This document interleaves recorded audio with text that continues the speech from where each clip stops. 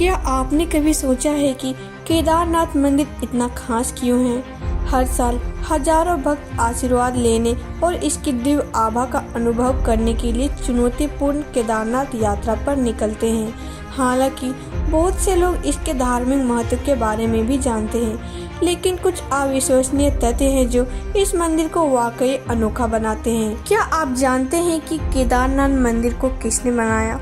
और क्या आपने कभी सोचा है कि आज से करीब 1000 साल पहले जब इंटरलॉकिंग जैसी तकनीकें नहीं थी, तब इस मंदिर को इतने मजबूती के साथ कैसे बनाया गया होगा, जो 400 सालों तक बर्फ में दबा रहने के बाद भी आज भी यह मंदिर अपने स्थान पर अडिग खड़ा है। और सबसे हैरान करने वाली बात तो यह है कि मंदिर के अंदर का दीपक आखिर कैसे 6 महीनों तक बिना तेल डाले लगातार जलता रहता है। और सबसे चौंकाने की बात तो यह है कि 16 जून 2013 की वह भीषण बाढ़ ने पूरे पर्वत को तबाह कर दिया, लेकिन तभी केदारनाथ के पीछे एक विशाल चट्टान मंदिर के पीछे आकर रुक गया और केदारनाथ मंदिर पूरी तरह से सुरक्षित हो गया।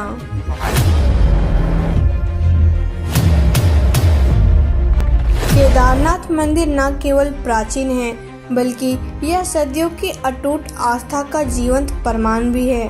माना जाता है कि इसका निर्माण 1200 वर्ष पूर्व हुआ था और इसकी उत्पत्ति महाकाव्य महाभारत के पौराणिक पांडव भाइयों से गहराई से जुड़ी हुई है। परंपरा के अनुसार उन्होंने इस पवित्र तीर्थ स्थल का निर्माण तपस्या के रूप में किया था।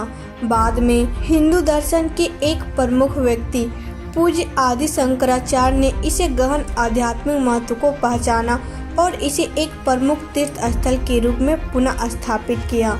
इस घटना ने केदारनाथ को 4 धाम यात्रा के एक महत्वपूर्ण भाग के रूप में स्थापित कर दिया, जिसे लाखों हिंदू आध्यात्मिक मुक्ति के लिए आवश्यक मानते हैं। यह मंदिर अमिट शक्ति का प्रतीक है, जो आधुनिक तीर्थ यात्रियों को उनकी आस्था के प्राचीन जड़ों से जोड़ता है। केदारनाथ मंदिर उत्तराखंड के रुद्रप्रयाग जिले में मंदाकिनी नदी के किनारे स्थित है और शिव भक्तों के लिए महत्वपूर्ण है। इसे हिमालय की निचली पर्वत श्रृंखला और घाटी के बीच में बना हुआ माना जाता है।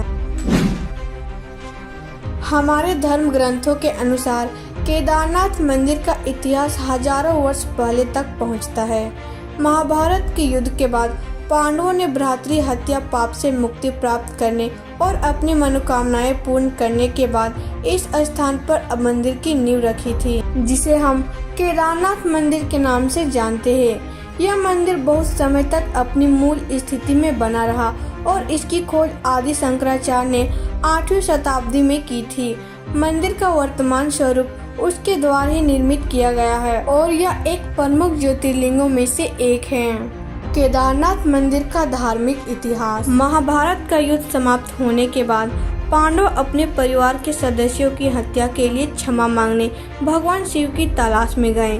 भगवान शिव पांडवों से मिलना नहीं चाहते थे, इसलिए वे बैल बन गए और हिमालय में छिप गए। पांडवों को हिमालय में छिपा हुआ बैल मिल गया और उन्होंने उसे रोकने की पूरी कोशिश की। बैल ने भागने की कोशिश की, लेकिन भीम ने तुरंत उसका कुबड़ पकड़ लिया, जबकि उसका बाकी शरीर गायब हो गया। वह कुबड़ उसी स्थान पर बना रहा और आज केदारनाथ मंदिर वहीं पर स्थित है। बैल के शरीर के अन्य भाग अलग अलग स्थानों पर प्रकट हुए और इन 5 स्थानों को पंच केदार के नाम से जाना जाता है।